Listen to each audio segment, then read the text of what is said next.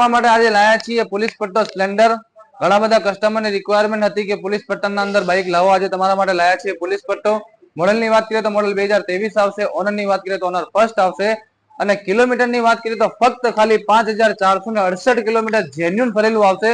મિત્રો તમે બાઇકની કન્ડિશન જોઈ શકો છો। કેમેરામેન બાઇકની કન્ડિશન બતાવો। બહુ સારી કન્ડિશનના અંદર બાઇક આવશે।